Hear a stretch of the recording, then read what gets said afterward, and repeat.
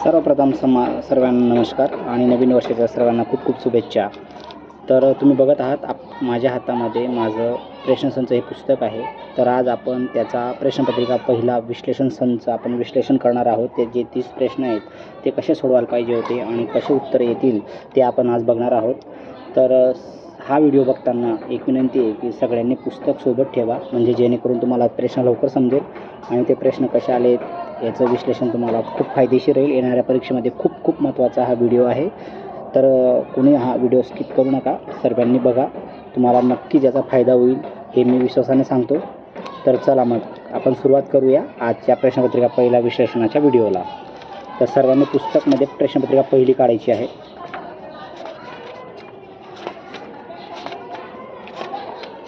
तर प्रश्नपत्रिका पहिली काढलेली आहे. एकूण 30 प्रश्न असतात आणि 1 तास असतो. वेळ भरपूर असतो, त्याच्यामुळे प्रश्न खूप काळजीपूर्वक आणि सावकाश सोडवायचे असतात, घाई करायची नसते. आणि येणाऱ्या परीक्षेत प्रश्न खूप सोपे असतील हे मी तुम्हाला गॅरंटीने सांगू शकतो.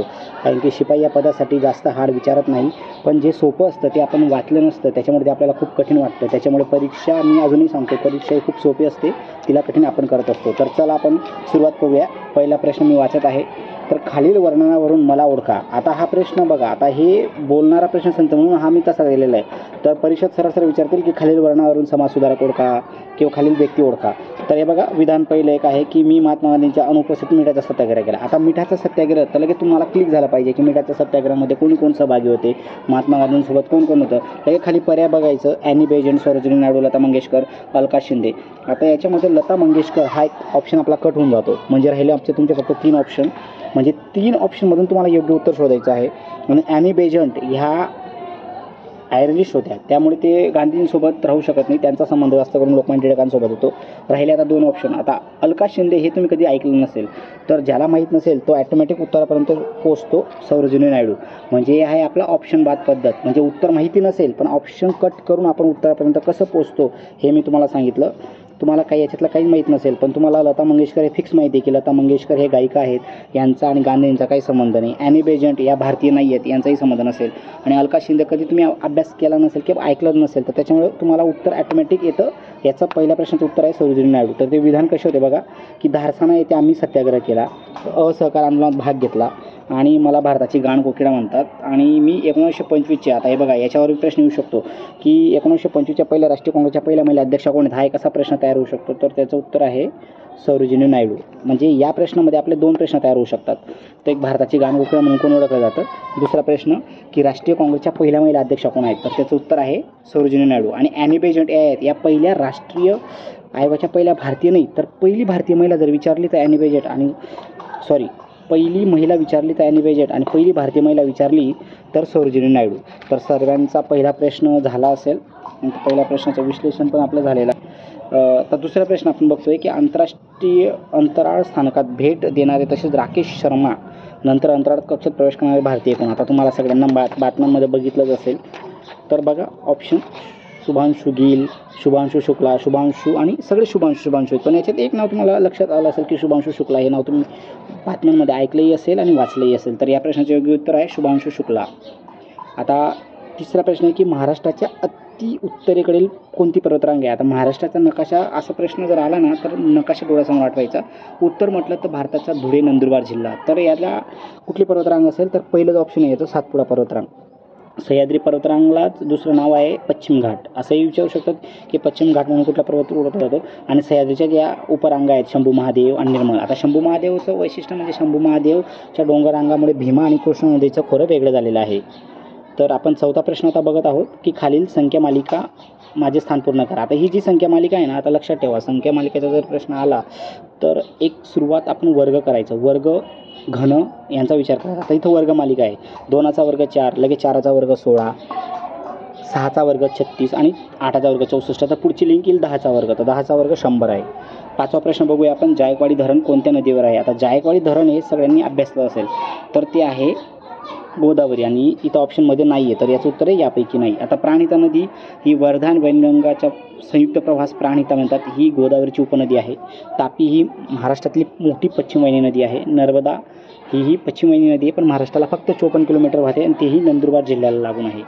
तर आता आपला 6वा प्रश्न आहे की माझ्या कार्यावरून मला ओळखा. पुन्हा एकदा इथं समाजसुधारकावर प्रश्न घेतला आहे आपण. तर त्याचं कार्य बघूया आपण. मी मुलींसाठी पहिली शाळा सुरू केली.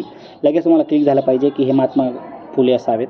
हंटर कमिशनसमोर साक्ष दिली. हंटर कमिशन हे कशा संदर्भात आहे, तर ते प्राथमिक शिक्षणासंदर्भात आहे. 24 सप्टेंबर, आता हे बघा याच्यावर प्रश्न येऊ शकतो की सत्यशोधक समाजाची स्थापना केव्हा झाली, तर 24 सप्टेंबर 1873 रोजी झालेली आहे. तर या प्रश्नामध्ये आपले 3 प्रश्न तयार होतात. सत्यशोधक समाजाची स्थापना केव्हा झाली आहे, मुलींसाठी पहिली शाळा कोणी काढली आणि हंटर कमिशनसमोर साक्ष कोणी दिली. तर याचं योग्य उत्तर आहे महात्मा फुले. आता लोकमान्य टिळक हे जहालवादी नेते आहेत. गोपाळ गणेश आगरकर हे लोकमान्य टिळकांचे सहकारी आहेत, तेही त्यांचे मित्र आहेत. सुखदेव हे क्रांतिकारक आहे भगतसिंग सोबतचे. 7वा प्रश्न बघा की मी पूर्वेकडून पश्चिमेकडे वाहते, माझ्या तीरावर ज्योतिर्लिंग आहेत. आता नद्यांचं म्हटलं तर एक तर दिशा महत्त्वाची आहे आणि कुठून कुठे. तर पूर्वेकडून पश्चिमेकडे म्हटलं तर महाराष्ट्रात 2 नद्या आहेत, एक तापी आणि नर्मदा. तर तापी नदीवर तर भीमा ज्योतिर्लिंग नाही आहे. तर 12 ज्योतिर्लिंगांपैकी नर्मदा नदी अशी आहे की तिच्यावर ज्योतिर्लिंग आहेत. ओंकारेश्वर आहे. तर याचं योग्य उत्तर आहे ओंकारेश्वर. गोदावरी नदी ही दक्षिण भारताची गंगा म्हणतात तिला. 8वा प्रश्न आहे आपला, खालीलपैकी जहालवादी नेता ओळखा. आत्ताच आपण प्रश्न क्रमांक 6वर विश्लेषण केलं होतं की लोकमान्य टिळक. जहाल म्हटलं म्हणजे काय, एक क्रांतिकारी विचारांचे. आता महात्मा गांधी हे जहालवादी होते का, नाही. लोकमान्य टिळक याचं उत्तर आहे. महात्मा फुले यांचा काही विषय नाही आहे. महात्मा फुले हे आपले मुलींसाठी पहिली शाळा काढली, सत्यशोधक समाजाची स्थापना केली. 9वा प्रश्न आहे की मी एक सर्वसामान्य माणूस आहे आणि मला लोकशाही मार्गाने मतदान करायचं आहे. आता सर्वांनी राज्यघटनाविषयी अभ्यासला असेल तर राज्यघटनेमध्ये वेगवेगळी कलमं असतात. तर मतदान जर करायचं असेल तर कलम 324 ते 329 हे आपले महत्त्वाची कलमं आहेत. कलम 212 ते 224 हे उच्च न्यायालयाशी संबंधित आहेत. 352 ते 360 हे आणीबाणी आहे, जी राष्ट्रीय आणीबाणी, राज्य आणीबाणी आणि आर्थिक आणीबाणी. तर पुढचा प्रश्न बघूया, सह्याद्री पर्वतातील सर्वात उंच शिखर. आता बघा पर्वत म्हटले तर लक्षात आले पाहिजे आणि उंच शिखर नेहमी विचारलं जातो, परीक्षा कुठलीही असो. सह्याद्री पर्वतावर 100% प्रश्न असतो. तर याचं उत्तर आहे कळसुबाई, ज्याची 1646 ही उंची आहे. आणि 2 नंबरचं आहे. आता याचं एक स्ट्रिक लक्षात ठेवा, सह्याद्री पर्वतातील जर उंच शिखर विचारले तर क सा म ह स तो लिहून घ्या. क सा म ह स तो ही ट्रिक आहे. क म्हणजे कळसुबाई, सा म्हणजे सॉल्लेर, म म्हणजे महाबळेश्वर, ह म्हणजे असे वेगवेगळे आहेत ते. मी वातावरणात सुमारे 72% वापरतो. आता वातावरणात सगळ्यात जास्त काय आहे, नायट्रोजन आहे. तर नायट्रोजन याचं उत्तर योग्य उत्तर आहे. प्रश्न क्रमांक 12 बघूया आपण. डिस्पेस क्लास मिशन जे वेळोवेळी विचारले जातं. सोसायटीची इंडियन संस्थेची स्थापना मी केली, माझ्या जमखिंडी येथे जन्म जमखिंडी येथे झाला आहे. तर ते आहेत महर्षी विठ्ठल रामजी शिंदे. 1906 मध्ये त्यांनी डिस्पेस क्लास मिशनची स्थापना केलेली आहे. आता पुढचा प्रश्न बघूया आपण. 13वा प्रश्न क्रमांक 13. खालीलपैकी कोणत्या ठिकाणी मुंबई उच्च न्यायालयाचे खंडपीठ नाही. आता तुम्ही हायकोर्टाची परीक्षा देणार आहात, त्यामुळे तुम्हाला हायकोर्टाविषयी पूर्ण माहिती पाहिजे की फिरते न्यायालय कुठे सुरू झालं, ज्याला सर्किट बेंच म्हणतात, जे कोल्हापूरला सुरू झालं आहे. 18 ऑगस्ट 2025 पासून त्याची सुरुवात झाली. तर खंडपीठ नाही आहे. तर पुणे हे असं एक ठिकाण आहे की तिथं खंडपीठ नाही आहे. औरंगाबादला आहे, जे आता संभाजीनगर म्हणून ओळखलं जातं. नागपूर आहे, पणजी आहे. प्रश्न 14वा जो तुमचा सर्वांचा आवडता प्रश्न असेल, IPL सगळ्यांनाच आवडतं, सगळे बघतात. तर 2026चा हंगामातील सर्वात महागडा खेळाडू आहे कॅमरॉन ग्रीन. 2025चा होता ऋषभ पंत. प्रश्न क्रमांक 15 बघूया आपण. राष्ट्रीय शेतकरी दिवस म्हणून कोणता दिवस साजरी केला जातो. तर या प्रश्नाचं योग्य उत्तर आहे 23 डिसेंबर. 19 डिसेंबर हा जागतिक ठीक आहे, आपण त्याबद्दल नंतर बोलूया. पण राष्ट्रीय शेतकरी दिवस म्हणून 23 डिसेंबर हे सांगितलं जातं. पुढचा प्रश्न 16वा की मी स्त्री सती प्रथा बंदी केली, तसेच ब्राह्मो समाजाची स्थापनासुद्धा केली, तर मला ओळखा. आता याच्यावरून लक्षात पाहिजे की स्त्री प्रथा बंद करणारे आणि हे होते राजाराम मोहन राय आणि लॉर्ड विल्यम बेंटिक यांच्या काळात ती झालेली आहे. तर राजाराम मोहन राय याचं योग्य उत्तर आहे. तुम्ही नाशिकवरून मुंबईकडे गाडीने प्रवास करत आहात, तर तुम्हाला कोणत्या घाटातून बघितला. सह्याद्री पर्वत आला तर त्याच्यात घाट आले, वेगवेगळे घाट आहेत. आंबा घाट आहे, कोंडा घाट आहे. तर याचं योग्य उत्तर आहे थळघाट, याला कसारा घाट म्हणतात. बोरघाट पण पुढे आहे, जो नाशिक पुणे आणि याच्यामध्ये आहे. आंबा घाट पण तिकडेच आहे. प्रश्न क्रमांक 8वा, मी एक वर्गसंख्या आहे, मला विषम संख्यासुद्धा म्हणतात, तसेच मी 1 ते 100 संख्येचा एकूण मूळ संख्या. आता तुम्हाला लक्षात पाहिजे की 1 ते 100मध्ये एकूण मूळ संख्या किती आहे? 25 आहे. आणि मी एक वर्गसंख्या आहे. 25 ही कोणाचा वर्ग आहे? 5चा वर्ग आहे. आता पुढचा प्रश्न क्रमांक 19 की विदर्भात एकूण किती जिल्हे आहेत? आता हा प्रश्न बघा महाराष्ट्राचा भूगोलवर आहे आणि महाराष्ट्राबद्दल तुम्हाला सगळ्यांना माहिती पाहिजे. तुम्ही एक महाराष्ट्राचे सुजाण नागरिक आहात, त्याच्यामुळे महाराष्ट्राचे प्रादेशिक विभाग परत वेगवेगळे प्रादेशिक विभाग असतात आणि बोलीभाषेवरून पण असतात. खानदेश, मराठवाडा, विदर्भ. तर सगळ्यात जास्त जिल्हे हे विदर्भात आहेत. एकूण 11 जिल्हे आहेत विदर्भामध्ये. पुढचा प्रश्न बघूया. कलम 226 नुसार कोणत्या ठिकाणी तुम्ही रीट दाखल करू शकतात? तर लक्षात ठेवा, कलम 32 जे डॉक्टर बाबासाहेब आंबेडकरांनी त्याला घटनेचा आत्मा म्हटलं आहे, तर त्यानुसार आपण हायकोर्टात आणि सुप्रीम कोर्टातही जाऊ शकतो. पण 226 नुसार आपण हायकोर्टात रीट दाखल करू शकतो. मराठी व्याकरणात मराठी भाषेचा प्रश्न आहे. एकूण 30 प्रश्न येतात भूगोल याच्यावर शिपाई पदासाठी. तर त्याच्यात मराठी, गणित असे मिक्स प्रश्न असतात. तर मराठी व्याकरणात एकूण शब्दांचे जाते. सगळ्यात सोपा प्रश्न आहे हा. ते एकूण 8 आहेत. लक्षात ठेवा, 4 विकारी आणि 4 अविकारी. पुढचा गणिताचा प्रश्न आहे, मालिका पूर्ण करा. 2, 1, 4, 3, 5, 6, 7. आता बघा 1, एकाचा वर्ग, नंतर 4, 6. आता हे बघा ही झिगझॅग मालिका म्हणतात तिला. झिगझॅग मालिका असतात. 2, 4, 1 सोडून 8, 8 सोडून 10, 1, 3, 5, 7, 10. तर याचं उत्तर आहे ए, 7, 10. आता मराठीचा प्रश्न आहे, म्हण पूर्ण करा. पळसाला पाणी 3च, म्हणजे पळसाला पाणी ऑटोमॅटिक येतं ना उत्तर 3च, म्हणजे कुठेही जासारखीच परिस्थिती आहे.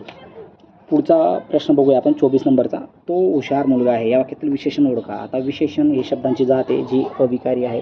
तर विशेषण म्हणजे काय की नामाबद्दल विशेष माहिती सांगतो. आता नाम तर नाही, पण सर्वनाम कोण आहे? तो आहे. तर तो मुलगा आहे पण कसा आहे?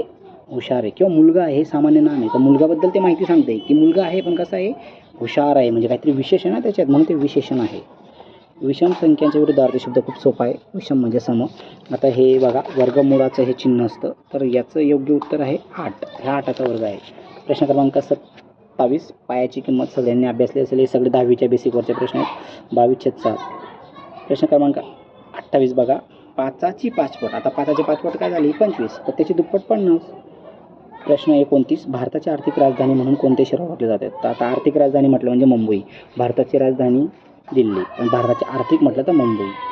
नाशिक हे द्राक्षांसाठी प्रसिद्ध आहे. नागपूर संत्र्यांसाठी. पुणे ही सांस्कृतिक राजधानी आहे.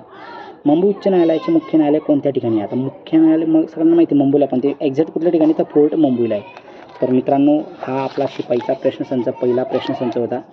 बोलण्यात थोडी खूप घाई झाली असेल, आपल्याकडे सुविधा बरोबर नाही आहे, पण मी माझ्या पद्धतीने तुम्हाला व्हिडिओ पाठवेन. त्या पद्धतीने तुम्ही अभ्यास करा. काही चुकलं असेल तर माफ करा आणि आपला व्हिडिओ जास्तीत जास्त लोकांपर्यंत शेअर करा. नमस्कार. जय हिंद, जय महाराष्ट्र.